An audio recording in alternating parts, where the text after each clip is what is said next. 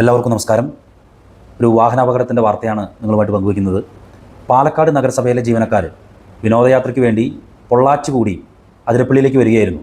അവർ മലക്കപ്പാറ കഴിഞ്ഞ് ശാന്തമ്പാറ കഴിഞ്ഞ് ട്രാവലറിലായിരുന്നു വന്നിരുന്നത്. 17 യാത്രക്കാരുണ്ടായിരുന്നു, 17 ജീവനക്കാർ പാലക്കാട് നഗരസഭയിലെ. അങ്ങനെ അവർ വരുന്ന സമയത്ത് ഈ ട്രാവലർ ഓടിച്ചിരുന്ന ഡ്രൈവർ വരുൺ, പുളിക്കൽ വീട്, കൊട്ടേക്കാട്, പാലക്കാട്, ഈ വിലാസത്തിലുള്ള ഡ്രൈവർക്ക് ഫിക്സ് വന്നു.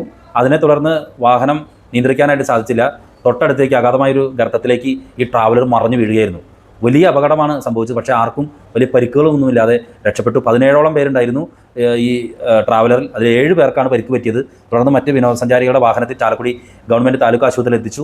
ഇപ്പോൾ ഇവർക്ക് വേറെ പരിക്കുകളോ മറ്റ് പരിക്കുകളൊന്നുമില്ല. ഈ ട്രാവലറിൽ ഉണ്ടായിരുന്ന പാലക്കാട് നഗരസഭയിലെ ജീവനക്കാരായിട്ടുള്ള ബിന്ദുജ 36 വയസ്സ്, കുഴൽമന്ദം, പാലക്കാട്, അവരുടെ മകളായിട്ടുള്ള അൻവേദ 4 വയസ്സ്, വേണുഗോപാൽ 52 വയസ്സ്, വടക്കുംതറ പി ഒ പാലക്കാട്, സരിത 44 വയസ്സ്, മലയത്ത് വീട്ടിൽ, അവരുടെ മകൾ ചാരുനേത്ര 12 വയസ്സ്, മുഫിയ ബീബി 40 വയസ്സ്, പാലക്കാട്, ഡ്രൈവർ വരുൺ 35 വയസ്സ്, പുളിക്കൽ വീട്ടിൽ, കൊട്ടേക്കാട്, പാലക്കാട് എന്നീ വിലാസങ്ങളിൽപ്പെട്ട 7 പേർക്കാണ് പരിക്ക് പറ്റിയത്. അത് വളരെ നിസ്സാരമായ പരിക്കുകളേ ഉള്ളൂ.